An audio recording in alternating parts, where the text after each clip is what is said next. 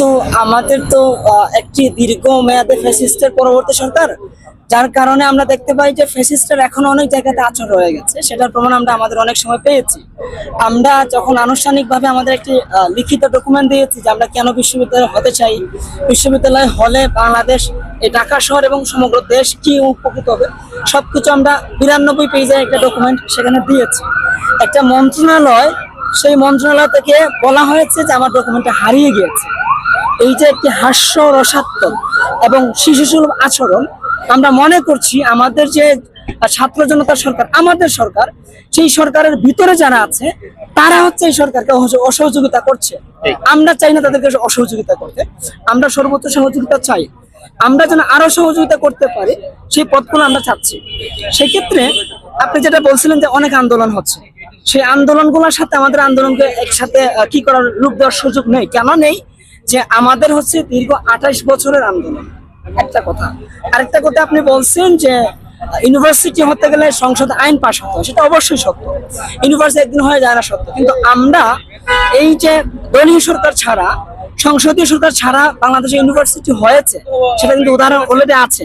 তো সেক্ষেত্রে আমরা এখান ধরে নিয়েছি সরকার যদি সদিচ্ছা পোষণ করে তাহলে অবশ্যই সেটা সম্ভব। আপনারা কি মানে আনুষ্ঠানিক কার্যক্রম শুরু হোক? আমরা চাচ্ছি, দেখেন, একটা ইউনিভার্সিটি হতে গেলে একটা নির্দিষ্ট প্রক্রিয়া আছে। সেটা যে আজকে শুরু হলে ধরেন আপনার 5 বছর, আজকে থেকে শুরু হলে 5 বছর পরে শেষ হবে।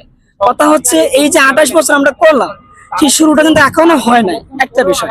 আরেকটা বিষয়, আমাদের আন্দোলনের যে মূল মোটিভ, সেটা হচ্ছে আমাদের আদর্শের জায়গাটা হচ্ছে তিতুমির। এই তিতুমির হচ্ছে শুধু উপমহাদেশে ভারতের বিরুদ্ধে যে উনি যে আন্দোলন করেছিলেন বা যে আদর্শের নাম ছিলেন, আমরা বাংলাদেশে হচ্ছে শিক্ষা হচ্ছে মানুষের অন্যতম মৌলিক একটি অধিকার।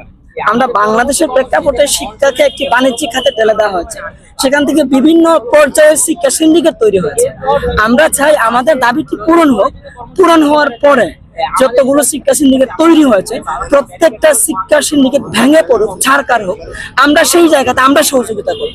এবং আমরা চাই যারা শিক্ষা সিন্ডিকেটের কবলে পড়ে বৈষম্যের শিকার হচ্ছে, মৌলিক অধিকার থেকে বঞ্চিত হচ্ছে, তারা এখান থেকে আওয়াজ ওঠায়।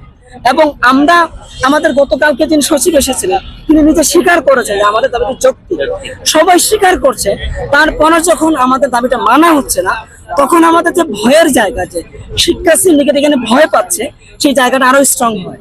তো আমরা চাই এই সরকারকে সহযোগিতা করতে।